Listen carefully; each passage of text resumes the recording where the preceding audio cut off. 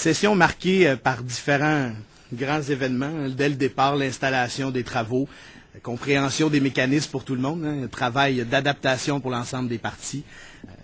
Domaine financier, budget, crédit budgétaire et différents projets de loi nous ont amenés aujourd'hui à la fin de cette session intensive. D'abord, très heureux et très fiers de comment se sont comportés les députés de l'ADQ. 36 nouveaux, dont moi-même, c'est beaucoup de travail, beaucoup d'apprentissage qui s'est fait rapidement. Je pense que tout le monde a bien répondu à l'appel qui leur était lancé de s'impliquer dans l'ensemble des travaux.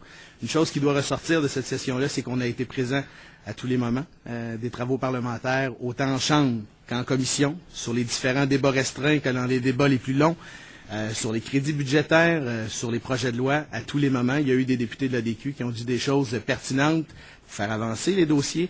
Et pour collaborer dans certains cas, il y a des dossiers, vous l'avez vu, il faut voir les différents projets de loi en deux blocs, si on veut. Il y a ceux où les choses se passent bien parce que ça va dans le sens que tout le monde l'entend. Il y a des projets de loi où on peut penser au Montford ce matin, où il y a des dénouements heureux parce que les gens y travaillent de concert. Le député de Montmagny-Lais là-dessus a fait un travail assez exceptionnel de rapprocher les différentes parties. Il y a des projets par contre où les choses semblent vouloir s'éterniser parce que la méthode adoptée par le gouvernement n'est pas la bonne. Et là, je fais référence au projet de loi 6 qui touche le projet de loi Omnibus et les conseils d'agglomération. Dans ce dossier-là, plus directement, vous aurez compris que la commission siège toujours cet après-midi, donc les travaux ne sont pas complétés quant au projet de loi 6.